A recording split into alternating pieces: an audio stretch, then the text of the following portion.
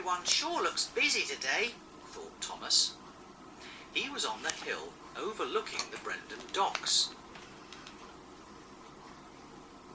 From above the busy harbour, Thomas could look down and see all of the other engines working hard.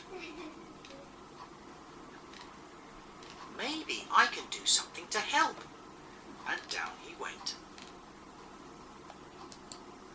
When Thomas arrived at the docks, the other engines were bustling around. Everyone was working hard to prepare for the Ocean Life exhibit, which was coming to the island of Sodor. James and Cranky the Crane were busy unloading a big shipment of ocean plants. The plants would be put in the fish tanks to make the fish feel at home. Can I help? Asked Thomas. Oh, little Thomas, an engine like me doesn't need help, said James. Thomas chugged over to where Harvey was moving a bunch of small crates. Keep back, little Thomas. These crates are full of all the empty fish tanks, and they are very fragile, said Harvey. We don't need you to be breaking anything. As Thomas moved off, he noticed 2 trucks coupled to Salty on the next track. He had never seen trucks like this before.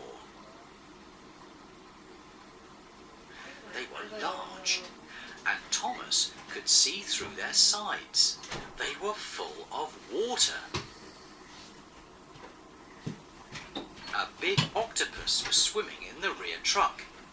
Thomas was amazed. Then he pulled up to the truck.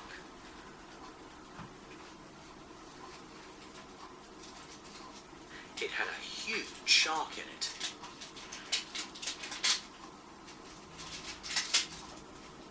The shark looked at Thomas and opened his mouth. He had rows of big, scary teeth. Look at that, Thomas gasped and hurried up to find Salty. Amazing, aren't they, these critters from the deep? Eh, Thomas? Said Salty. Where are they from, Salty? Thomas asked excitedly. Where are they going? They're off to an ocean show in Tidmouth. It sure is fun having them here, don't you think? Answered Salty with a smile. I can't wait to tell Percy about them, thought Thomas. Maybe we can see them in Tidmouth. Thomas was still marvelling over the shark when Henry rushed by. Out of the way! I'm in a hurry! Henry whistled. Don't fret, Thomas, said Salty. Little engines can be mighty handy at times. Thanks, Salty, peeped Thomas sadly. Maybe there's something I can do back at the station. Just as Thomas was leaving the docks, Percy came chugging up, working hard, pulling the afternoon mail. Percy, you've got to take a look at the trucks that Salty is... Thomas started. Not now, Thomas, Percy interrupted. I need to deliver this mail right on time. And he hurried past.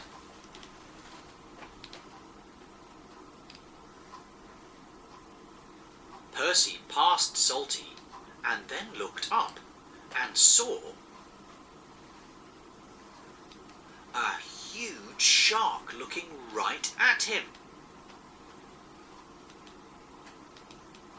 Yikes! He tooted loudly and rushed forward. Percy was so surprised and so scared that he didn't look where he was going. Henry was stopped ahead of him on the same track. He was waiting for Harvey to cross with his fragile load. Percy ran right into Henry, pushing him up the track.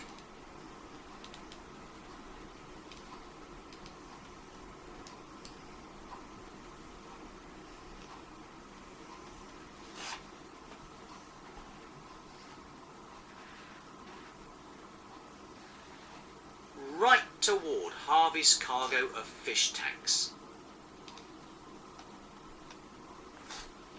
"Watch out, Harvey!" tooted Henry.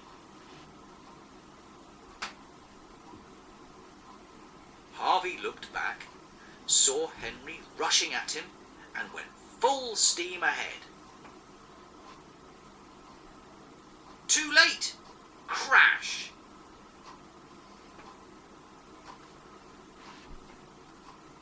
Henry crashed into Harvey's freight truck.